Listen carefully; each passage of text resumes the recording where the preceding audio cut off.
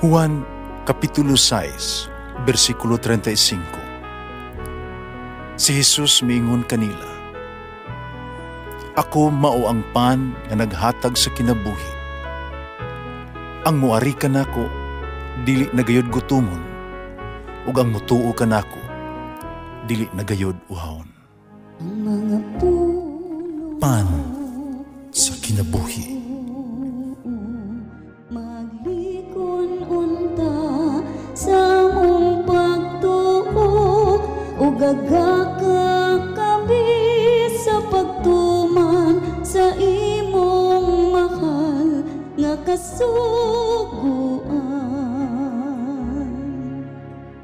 Ang ginumanaa kaninyo, Santos nga Ebanghelyo sumala ni San Mateo. Si Jesus miingon siya mga tinunan. Nakadungog kamo nga giniingon kaniadto ayaw panapaw. Apan karon sultihan ko kamo kay bisan kinsay mutan-aw sa usa ka babae uban sa laway nga hunahuna nagapanapaw na kaniya sulod sa iyang kasing-kasing. Pusakon ang imuhang tuong mata, pagkaangin kanimo sa pagpagkasala, lugita kini, ibalibag. Kaya mas maayo pa kanimo, nga kawad-an ka sa imuhang lawas o usa ka bahin, kaysa itambo ka na tibuok mong lawas ngadto sa impyerno. Kung ang imuhang kamot, magkaangin kanimo, sa pagkasala, putla kini o ibalibag. Mas maayo pa kanimo nga kawad-an ka usa ka kamot kay tambo ka sa tibuok mong lawas ngadto sa impyerno. Dingon usab kaniadto ang magbulag sa iyang asawa kinahanglan nga maghatag kaniya og sinulat nga pahibalos sa pagkigbulag. Pagkaron sultihan ko kamo nga ang mabulag sa iyang asawa nga wala magluhib kaniya nakasala sa iyang kaysiyaman ang nakaangin sa iyang asawa sa pagpanapaw.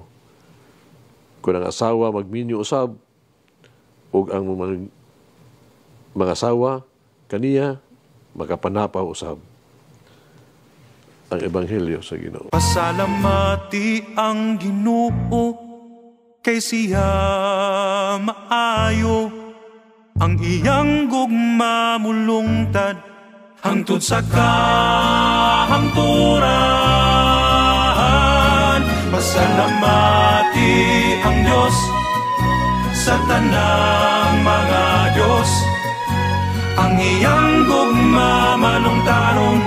Pasalamati ang Ginoo sa mga Ginoo, ang iyang gugma malungtaron.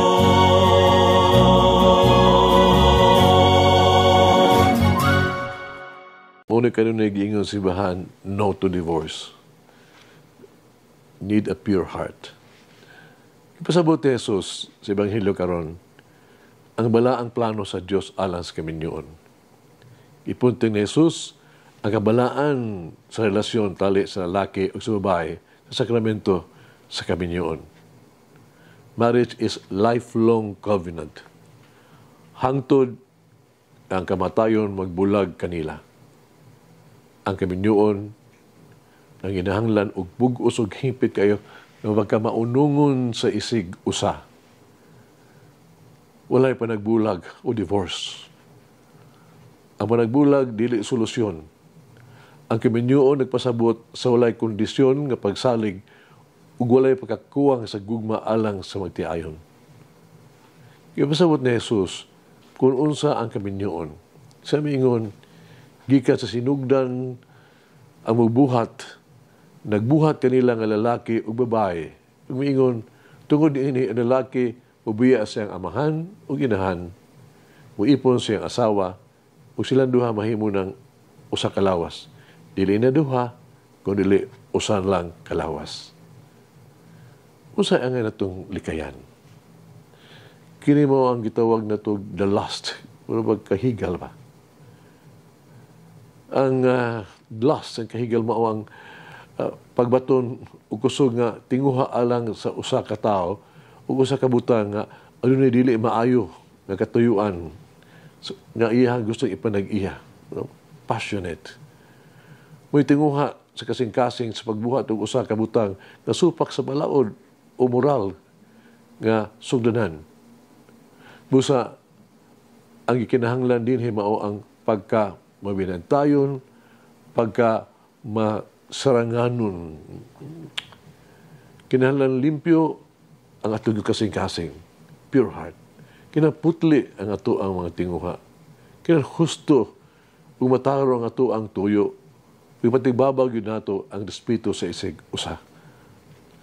Relasyon tali sa banag sa asawa kinahanglan tungod sa gugma o di tungod lamang sa lawasto nga panginahanglan. Sa Ebanghelyo ko ng adlaw, nagpadayag ka nato nga gitutog putlon sa verse 30, ang pagputol. Ang pagputol nagpasabot sa sakripisyo aron madikaya nato ang pagpakasala. Di lamang ang palikay sa higayonan sa kasalanan, panlabaw pa nga dili mahimong tinubdan sa mga sala o sa iskandalo. Kita, kinahanglan andam kita sa pagbulag sa itong kaugalingon, gikan sa bisan unsang butang, o gikan sa bisan kinsa na makadala ka nato sa kaulawan o sa itong pagkapukan. Putla kini pong kinahanglan sa atong kaugalingon, kini mga butanga. Kaya ato ang pangutanon na itong kaugalingon. Unsa mang andam natong sakripisyo gikan sa tuang lawas aron kita maluwas.